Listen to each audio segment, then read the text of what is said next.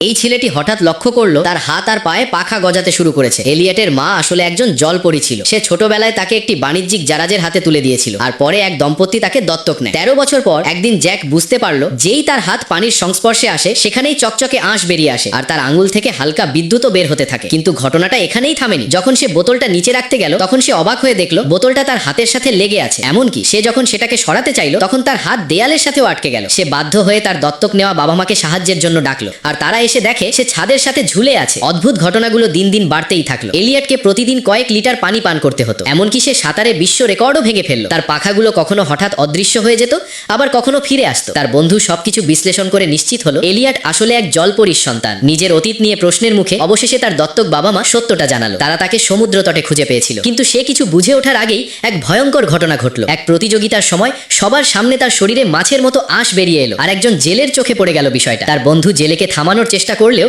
সে এলিয়টকে ধরে নিয়ে গেল। জ্ঞান ফেরার পর এলিয়ট বুঝতে পারলো তার শরীর বদলাতে শুরু করেছে আর সে প্রচন্ড ব্যথা অনুভব করছে। ঠিক তখনই যখন সে পুরোপুরি হতাশ হয়ে পড়েছিল তার জলপরী মা হঠাৎ তার সামনে উপস্থিত হলো। জেলে সঙ্গে সঙ্গে জাল ছুঁড়ে তাকে ধরতে চাইল, কিন্তু এলিয়ট নিজের মাকে বিপদে দেখে সাগরে ঝাঁপ দিল। সে মরিয়া হয়ে জাল ছিঁড়ে ফেললো এবং নিজের মাকে বাঁচালো। সেই মুহূর্তেই সে বুঝতে পারলো সে মানুষের জগতের জন্য নয়, তার আসল জায়গা সমুদ্রের গভীরে।